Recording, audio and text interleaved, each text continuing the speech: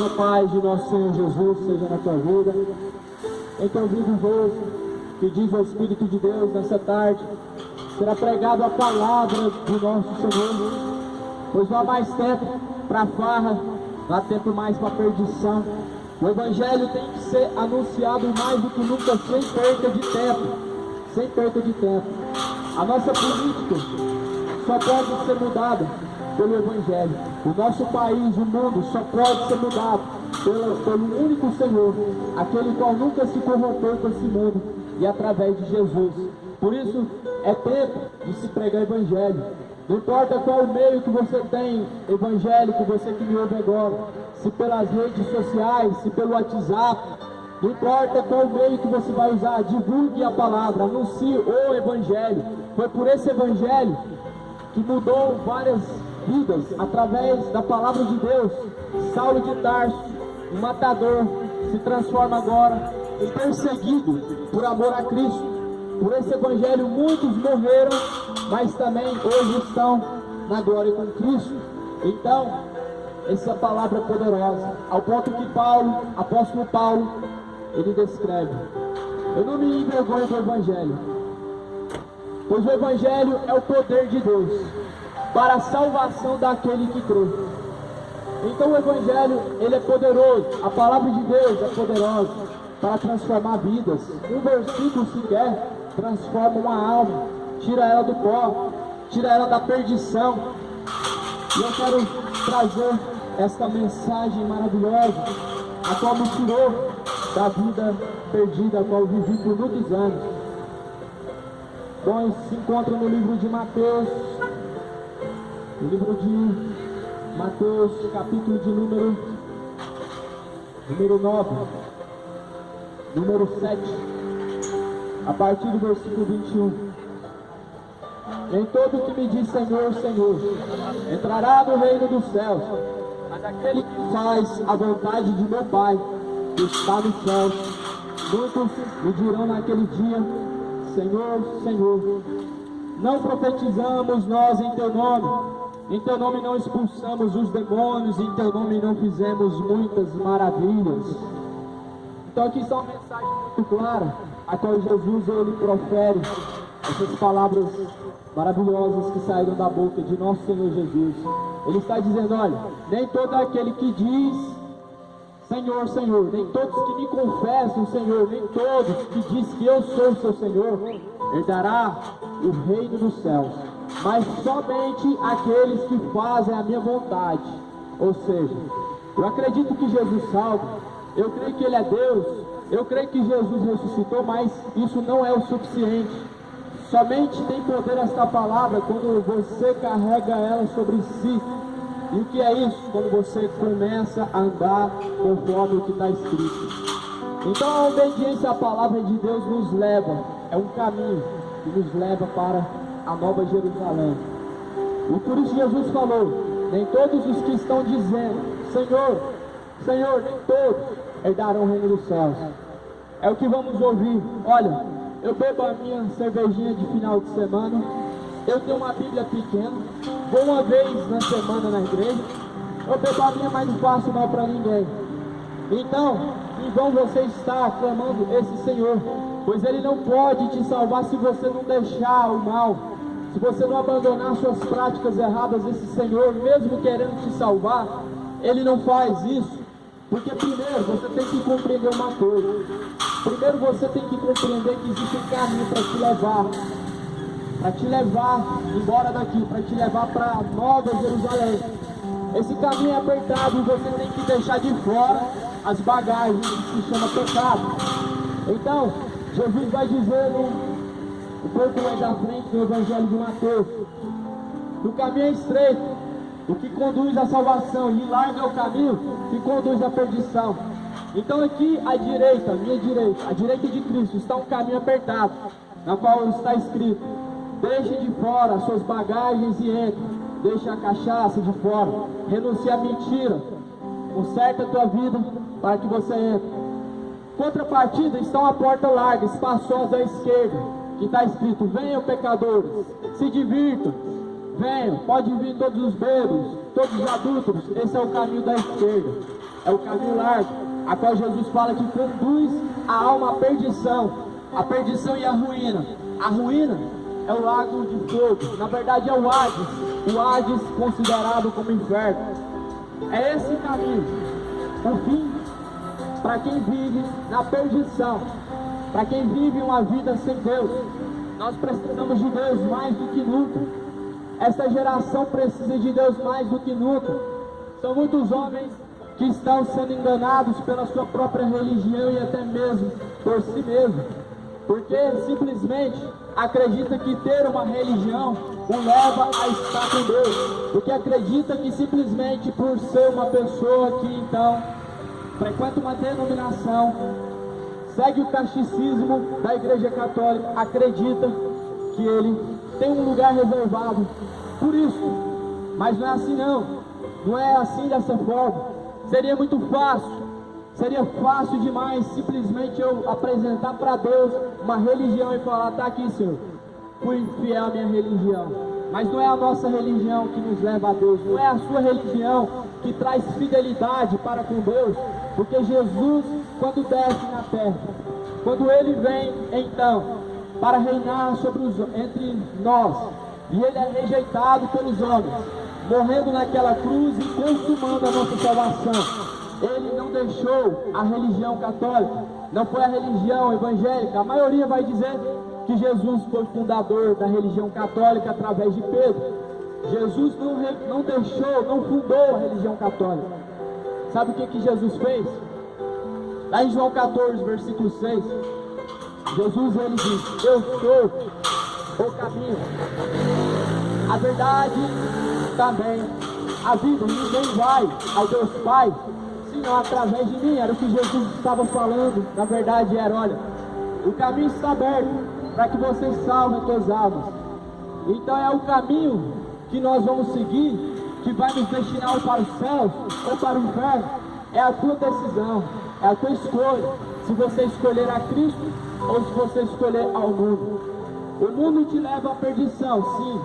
O inferno, lago de fogo e enxofre, é a condenação final. É diferente do inferno. Agora Jesus, ele fala assim: vinde a mim, todos vocês que estáis cansados, sobrecarregados e oprimidos, eu vos aliviarei. Em outras palavras, Jesus estava dizendo: o jugo que traz sobre suas costas é o pecado. Vocês que vivem dessas formas, não aguentam mais viver desse jugo pesado, não aguentam mais viver dessa vida errada. Vinde a mim, pois o meu jugo é suave e o meu fardo é leve. Jesus ele está querendo remover sobre as suas costas o peso que traz o pecado. Porque, como eu disse no começo, para poder entrar por aquele caminho estreito e apertado, de fora vai ficar as bagagens. Ou seja, você tem que se preparar antes que você parta dessa vida, antes que a sua alma deixe seu corpo, você tem que estar preparado. O pecado já tem que estar do lado de fora, para que quando essa alma parte e se desprender, ela vá para o destino final, que é aos braços do Senhor. Então é por isso que é muito perigoso você acreditar em purgatório. É uma doutrina inspirada lá no Concílio Romano, que vem sendo trazida pela religião católica, mas não é uma doutrina bíblica, não é uma doutrina dos apóstolos, não é um ensinamento de Cristo, é um ensinamento dos homens. Simplesmente isso. E isso não traz a certeza da salvação. Como, por exemplo, olha só o perigo de você acreditar em purgatório. O cidadão vai simplesmente crer que após a morte ele vai ser purificado. Ou seja, eu não preciso me consertar, não preciso deixar as coisas más, porque se existe após a morte, então, a purificação da alma, então para que eu vou simplesmente me afastar do que é mal? Simplesmente o homem vai querer largar a cachaça? Não vai. E por que que então foi criado o inferno? Porque se existisse purgatório também não teria necessidade de inferno. O inferno é um lugar de punição.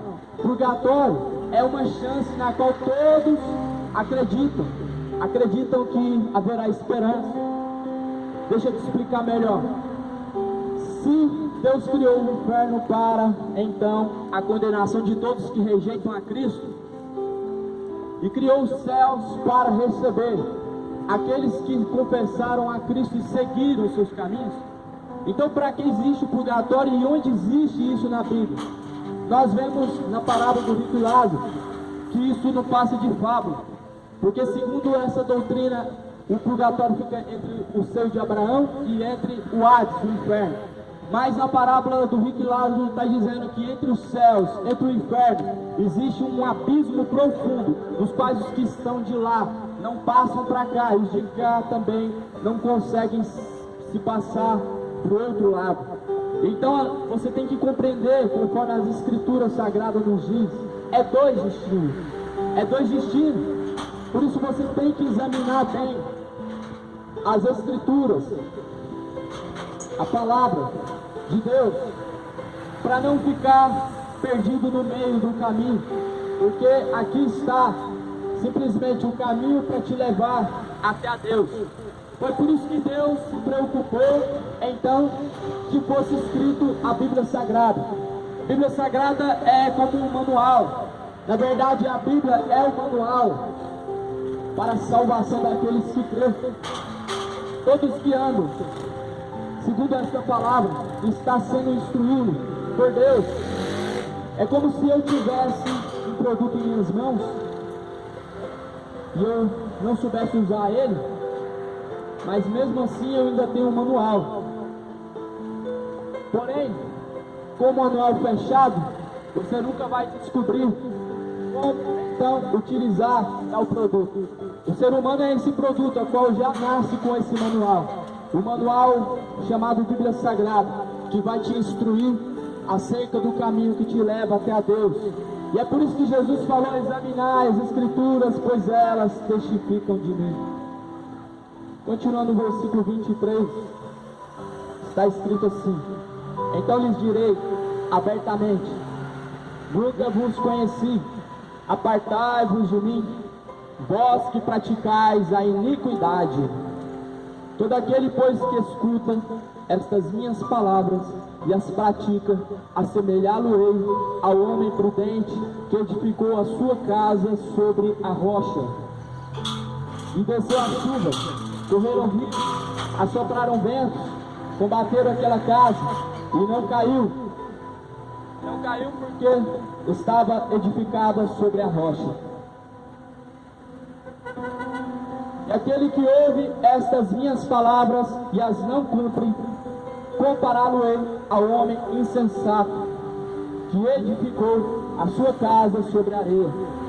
Desceu a chuva, correram rios, assopraram ventos, combateram aquela casa, caiu, foi grande a sua queda. Então Jesus, ele está simplesmente trazendo esta instrução. Aqueles que ouvem as suas palavras e as não colocam em prática, não vivem essas palavras, ele se compara, esse tal homem, como um homem imprudente e insensato, que construiu a sua casa sobre um monte de areia. Construiu uma casa sobre um monte de areia. Essa casa, quando veio um vento não muito forte, derrubou esta casa. Essa casa é espiritual. Esta casa somos nós. A areia é o mundo. Qualquer que alicerce a sua vida sobre este mundo, qualquer vendaval pode derrubar. Qualquer vendaval, qualquer problema, ocasião que aconteça, derruba esta casa. Que vendavais são esses? O coronavírus, por exemplo, é um vento que já derrubou milhões. Como, por exemplo, os maus exemplos que nós estamos vendo diante de nossos olhos, desde a televisão, nas ruas. Isso também é um vento para soprar e derrubar aqueles que não estão sobre a rocha. Então Jesus, ele assemelha aquele que constrói a tua casa sobre a rocha. Ele diz: aquele que ouve estas palavras e as coloca em prática, assemelhá-lo-ei ao homem prudente. Ao homem prudente que construiu a casa sobre a rocha. Nós sabemos que um alicerce tem que ser profundo e tem que ser concreto, cheio de concreto.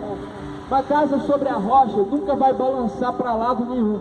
Essa casa sobre a rocha, ela nunca vai ser derrubada por vento nenhum. Por que nós estamos vendo tantas pessoas se desviando? Por que nós estamos vendo tanta apostasia no meio religioso?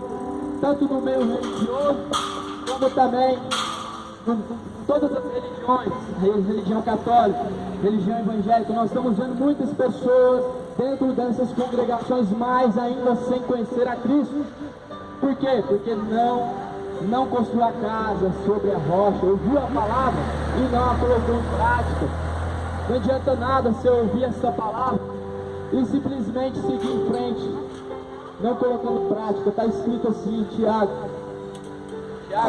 capítulo 1, versículo 22. E não sejais somente ouvintes, mas enganando a vós mesmos, mas sejais praticantes. Então não adianta simplesmente dizer que tem uma Bíblia, que lê, não colocando essas palavras em prática, você fica vulnerável a cair muito rápido. É por isso que muitos, mesmo depois de se batizar, mesmo depois de se entregar a sua vida para Cristo, cai, se desvia e não volta mais, porque não construiu raízes, um alicerce dentro da rocha, sobre a rocha. Cristo, Ele é a rocha. Somente dessa forma, para nós estarmos firmados e conseguir alcançar a vida eterna. Então não é o meu discurso que te traz essa força para você se manter no Evangelho. Não é um pastor que vai te ajudar você a permanecer nos caminhos de Cristo, mas é a palavra. A partir do momento que você a coloca em prática. Agora continuando aqui também no versículo mais abaixo, Jesus concluindo então o discurso, a multidão se admirou do seu ensinamento, porquanto ele ensinava com autoridade e não como os escribas. Ou seja, Jesus sempre ensinou conforme o Pai instruiu ele, não conforme os escribas. Os escribas eram os religiosos da época. Os escribas, eles simplesmente acreditavam que o que Jesus pregava era heresia e que Jesus tinha fundado uma seita. Então eu que trago para você essa palavra conforme está escrito. Hoje eu sou visto como um herege e que como se eu estivesse pregando para você algo contrário à Bíblia. Jesus, quando veio nessa terra, Ele não foi visto por todos como Senhor. Ele não foi reconhecido por todos como Filho de Deus. Mas muitos falaram que Ele tinha demônio. Muitos falaram que Ele era herege, que Ele pregava deuses estranhos. Por quê? Porque eles acreditavam nos seus deuses. Uma comparação, essa geração de hoje tem dezenas e até mesmo centenas de milhões. E para que a sua religião não seja reprovada, e para que a doutrina da sua religião não seja reprovada, eles dizem, quando houve um discurso como esse, que é uma doutrina maligna e que isso é heresia, para justificar o seu pecado e viver as suas práticas erradas. Então, resumindo aqui essa mensagem, para que você compreenda, o que Deus quer é que coloque em prática a palavra de Deus. Deus quer que se arrependam, que voltem às primeiras práticas, que voltem à primeira obra. Sabe por quê? Primeiro, que não existe salvação sem a palavra de Deus na tua vida como alicerce. Segundo, nós já estamos vivendo dias finais sobre a terra. Nós estamos vivendo simplesmente os últimos momentos sobre a face dessa terra. Isso é constatado tanto pela ciência como pela própria profecia da palavra, a qual foi anunciada pelo nosso Senhor Jesus. Então, conforme o que Jesus deixou escrito em Mateus 24, como também o que os profetas falaram de Gênesis, até mesmo até Apocalipse, constata e comprova os dias que nós estamos vivendo, sim, são os dias finais. Então, meu amigo, tendo em conta que nossos dias estão contados, você vai ficar simplesmente perdendo esse tempo valoroso que você tem com coisas que não valem a pena. Você sabendo que é hora de você se consertar e que é tempo de entrar pela porta da arca, você vai ficar de fora, comendo, bebendo, se embriagando, se embriagando, casando-se, dando-se em casamento. Eu me lembro disso conforme está escrito lá em Gênesis, conforme também vai dizer em 2 Pedro, uma geração que fez exatamente isso. Ouviram por 120 anos o mesmo discurso, pois Noé, o pregador da justiça, ele anunciou para aquela geração o dilúvio que destruiu a praticamente toda a humanidade. E sabe por que isso aconteceu? Porque não deram créditos, simplesmente não ouviram aquelas palavras e colocaram em prática. Deus falou para Noé construir a arca, ele foi temente a Deus, ouviu as instruções de Deus, construiu a arca. A arca hoje é Jesus. Naquela época era algo que foi construído pela mão do homem, para que salvasse a tua alma. Porém, hoje, para salvar a tua alma, a porta que vai conduzir você para dentro da arca, para estar livre da condenação, livre da condenação final, é Jesus. Noé falou para aquela geração que ia haver o dilúvio. Segundo o que está escrito, eles zombaram, eles desprezaram, menosprezaram o discurso daquele homem, chamando ele de louco, porque ele já estava velho demais. Não deram crédito, simplesmente salvaram-se 8 pessoas em uma geração completa. Ninguém imaginou essa geração, somente 8 pessoas se salvar? Jesus falou, Jesus disse que assim como foi nos tempos de Noé, assim como foi nos tempos de Noé, assim também. Glória a Deus. Amém. Então Jesus falou que como foi nos dias de Noé, será na geração vindoura. O que significa isso? Vão estar desapercebidos, vão ouvir a palavra de Deus, vão ouvir a trombeta tocar, vão ouvir a palavra de Deus, mas não darão crédito, vão menosprezar, vão continuar aí na sua vida errada, vão continuar a se adulterar cada dia mais, se deitando com pessoas diferentes, se prostituindo, casando-se, dando-se em casamento, como foi nos dias de Noé, estavam desapercebidos. E assim nós estamos vendo essa palavra acontecer diante de nossos olhos.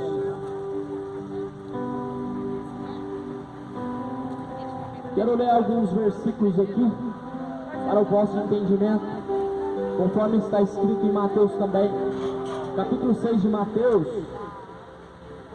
versículo 19. Jesus ele vai dizer assim: não ajunteis tesouro na terra, onde a traça e a ferrugem tudo consomem, e onde os ladrões minam e roubam, mas ajuntai tesouros no céu, onde nem a traça nem a ferrugem consomem, e onde os ladrões não minam e nem roubam. Porque onde estiver o vosso tesouro, aí estará também o vosso coração. Jesus simplesmente estava dizendo para buscar o seu tesouro, que é a salvação. Ele deixa bem claro: não busqueis tesouro na terra, aonde você pode ser roubado, aonde a ferrugem pode consumir, mas acumula para si tesouro no reino dos céus, aonde a traça não destrói, a ferrugem não consome, o ladrão não rouba. Ele não estava dizendo para você pegar o estilingue e lançar todo o seu ouro, seu dinheiro para o céu, não. Ele estava dizendo para você buscar o bem precioso que se chama salvação. Mas muitos estão fazendo ao contrário. Estão buscando as demais coisas. Estão buscando uma fortaleza, a prosperidade, a riqueza financeira. E o bem precioso, mais precioso que é a salvação, está ficando de lado. Está ficando para trás. Simplesmente o maior valor, que é a salvação, foi deixado de lado. Nesse momento muitos estão buscando riqueza na Mega Sena. Vão jogar na Mega Sena da virada para ficar rico, porque é o sonho de muitos. Mas Jesus ele vai dizer no livro de 1 Coríntios, e não, ele vai dizer que aqueles que buscam enriquecer caem em laços nocivos, que submergem a alma à perdição e à ruína. Porque o amor do dinheiro é a raiz de toda espécie de males, e caindo nessa cobiça, muitos se desviaram da fé. Então Jesus está falando que o dinheiro é a raiz da espécie de males, é a raiz de toda espécie de males. É por essa porcaria que muitos estão matando, roubando. É por isso que nós estamos vendo o mundo em guerra. A economia dos países está causando uma guerra. Para quem não sabe, estamos ouvindo rumores de guerra. Por conta desta raiz, através do dinheiro surge guerras, surge mortes. Você vê um filho ter coragem de matar o próprio pai para poder pegar a sua parte da herança. Você vê um contra o outro, reino contra reino. Em outras palavras, Jesus estava falando, em outra certa feita, ele diz: olha, é melhor um camelo passar no fundo de uma agulha do que o rico entrar no reino dos céus. Sabe por quê? Riqueza traz idolatria, a avareza é a idolatria. Paulo falou, a avareza é o amor ao dinheiro, é o amor aos bens materiais. Isso traz idolatria no coração. O amor ao dinheiro, simplesmente a riqueza, ela te traz uma independência de Deus, te traz avareza para o seu coração, traz soberba, traz vanglória, orgulho, traz muitos males. E Jesus vai dizer: olha, eu escolhi os pobres dessa terra para serem ricos para com Deus.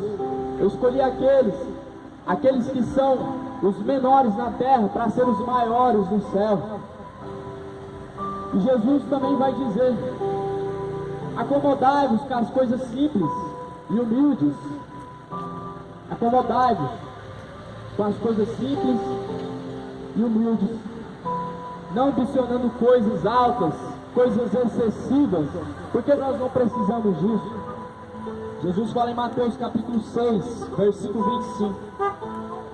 Por isso vos digo: não andeis cuidadosos, preocupados quanto à vossa vida, pelo que haveis de comer, ou pelo que haveis de beber, nem quanto ao vosso corpo, pelo que haveis de vestir.